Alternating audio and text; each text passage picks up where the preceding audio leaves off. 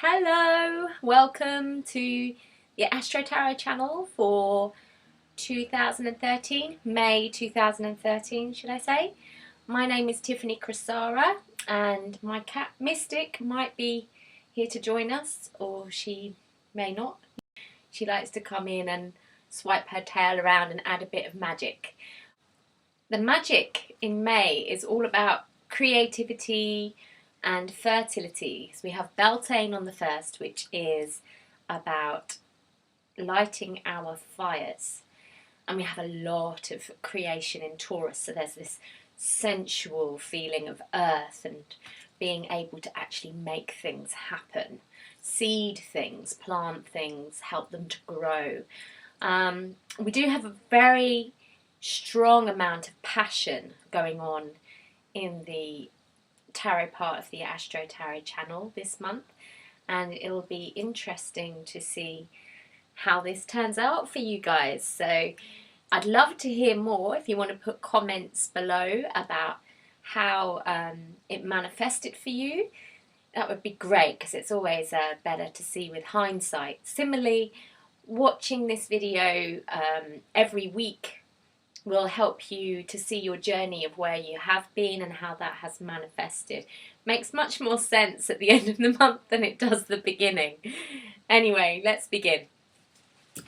So for the first week of May, we have these three cards here. So the first one is the Two of Pentacles.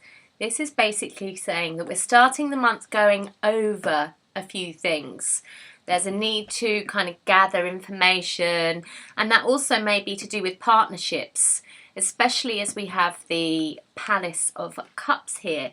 It seems to be saying that, you know, the information that we're trying to gather is so we can make emotional decisions around where we shine our light and how we do it. We have that with the sharing card here as well, which is actually the Queen of Wands in the tarot. This is the Osho Zen Tarot here, and it has different titles but the same structure. So what you have here says that the partnerships are very much in the spotlight, and there's a sense of needing to speak from the heart and find out, expose isn't quite the right word. It's a bit gentler than that, but it's a sense of being truthful and coming from a real place of love with that truth.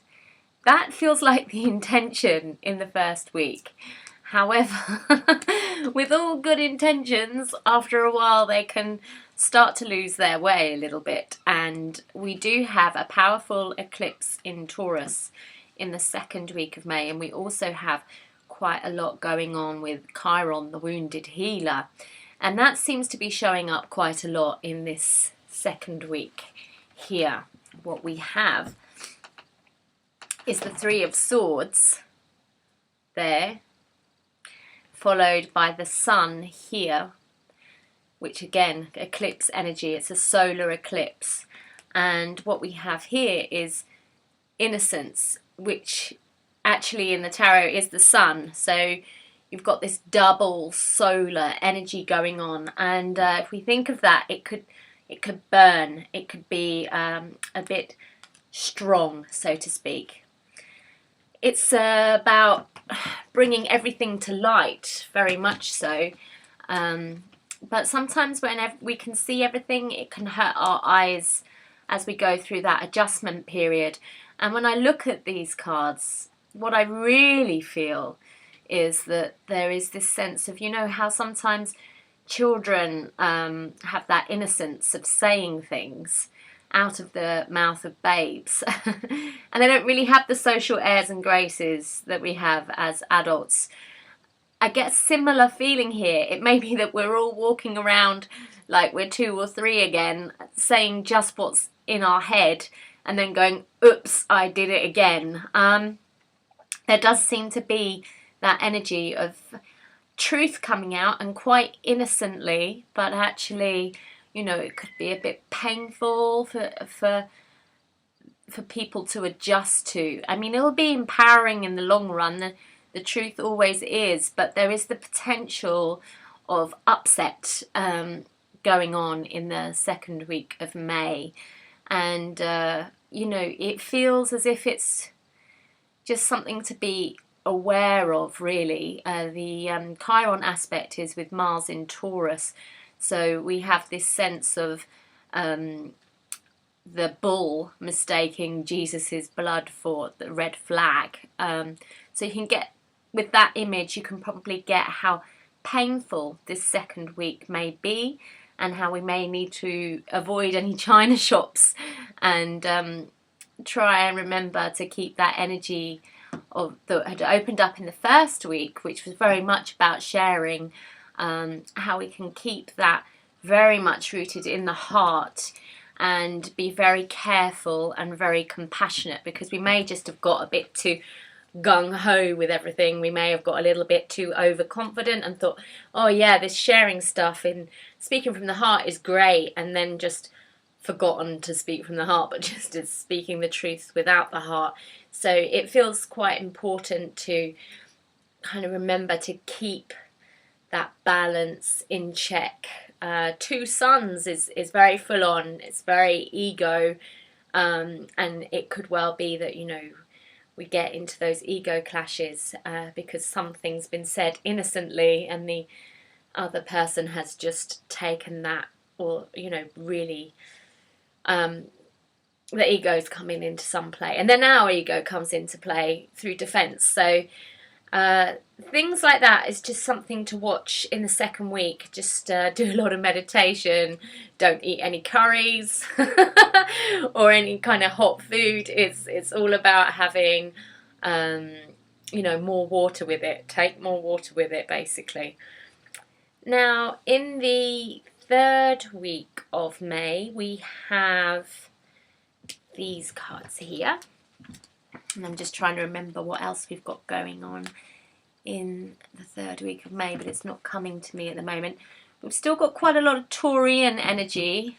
We've got the Faith card, which is Taurus, basically. It's the High Priest. And we've got this beautiful grounded energy of the Queen of Coins, which seems to be saying that she is choosing to have faith that everything will work out, that her projects will come to fruition, rather than stress about it, which we have in the Nine of Wands here, which is exhaustion in the Osho Zen. So this feels pretty much a time to take it slowly, calm things down, particularly after the last week. There's a sense of needing to let go of any ego or any control battles or thinking that we know better than the universe, and review what has been going on up until this point this month, and see, you know, yeah, maybe just pray a little bit, you know, set your intentions for things to get better. There's a sense of a quietness around the third week of May, a sense of pulling back and just reviewing and seeing where the next steps lead to. Now, in the fourth week of May, we have the Sun going into Gemini, I think, and we also have Mercury going into Gemini. And you can see that here with the Lovers card. The Lovers card is Gemini, and so there's lots here to do with communication going on. It feels very romantic or very dreamy, the fourth week in May. We have this card here, which is the Knight of Wands. I almost called him the Knight of Passion. The Knight of Passion. Okay. You can see where this one's going. Put it in the comments below, please. I want to know how that manifests. So what we have here as well is the dream. Oh, okay. The Knight of Passion was all a dream. Okay, so I won't say anything about sheets. We'll just move on. So it's all that Beltane energy. I am sorry. So what you have, do I need to go over this? In the fourth week of May is some really quite hot, juicy, lovely energy going on there. Lots of flirting, lots of passion, lots of socializing, lots of fantasizing, lots of dreams in and out of bed. It really feels like a good time to enjoy yourself and have fun, which is good, because the 2 weeks before, you know, we started off in a beautiful love type of energy around partnerships, and then it went into a bit, oh my god, I think we've got a bit too open, and maybe that much openness wasn't so great, and then we've gone into this pulling back energy, and now we've gone into, oh, this kind of almost, excuse my language, but way where everybody's kind of lightening up. They've managed to let go of their egos, and they're actually up for having a laugh and having fun and remembering that angels can fly because they take themselves lightly, yada yada yada. So you have this great energy here about everybody getting over themselves, basically, which is really, really, really lovely, and that seems to continue in the 5th week of May, because we have some energy, Venus going into Gemini, and also it's conjuncting with Jupiter, and I'm sure it's conjuncting with something else. I can't remember what it is conjuncting with, but basically it means harmony. So what you have in the 5th week of May is that real healing energy, everything kind of coming full circle and being beautiful again. Oh, lovely. So you have the star here, you know, again, just have positive kind of intentions with everything. Also group work as well as your own work. There's a sense here of, you know, really kind of community is coming up for me here. It's like a sense of, you know, whatever you do it for the higher good of all. So if you've been working on your own, maybe it's time to kind of spread your wings a bit and get out there and see what collaborations can happen. And we've got this beautiful healing card at the end, so it seems to be saying, you know, this is the week where everything gets in balance, holistically and beautifully comes together. So it seems like a very interesting month, very changeable week by week. I just want to say a little bit about the other eclipse as well, because there's an eclipse on the 25th. I think it's the 25th, and it's in Sagittarius, and it's the lunar eclipse, and it came up in the energy for the general for the month very strongly. So I just want to talk about that. We have that here. This is the fiery energy, because this is so interesting. We've got the Emperor here, which is this big kind of ball of fire. Well, it's Mars really, and Mars has been doing a lot this month. As we said, it's been maybe a little bit like a reactive ball that's mistaking something. It's almost not thinking before it's speaking, very much so actually, and doesn't mean to cause any hurt or pain, but actually does, just by being a little bit gung-ho. So I'm not surprised to see the Emperor here. But things do get better the other side of the eclipse, and the eclipse is in Sagittarius, and it's a lunar eclipse. Look at that. Can you see those symbols up in the top corners? You have the moon, and that arrow is Sagittarius. So it is showing that, you know, up until that time, it can feel a little bit full on. It can feel a little bit kind of ego-driven, what's going on. But, and this is interesting, look at this. This is the last card, and it's integration. You can see there the moon and the sun going on there, coming together for this eclipsing and causing, my finger is in the way, but it says integration. You see that? And integration in the tarot is temperance, and temperance is Sagittarius. So it feels like the energy of Sagittarius is going to save us this month, really, which is beautiful, because Sagittarius has this positive, upbeat, optimistic energy, and it doesn't take things too seriously. And I think we're going to need a little bit of that. It might be a little bit too difficult to do that in advance, though. When I'm looking at the 2nd and 3rd week of May here, it feels like we might just all need to go through a bit of a journey and process that before we can get to the place of lightening up. But by the end of the month, it really feels as if we should be in that place where our relations are all going ahead really beautifully.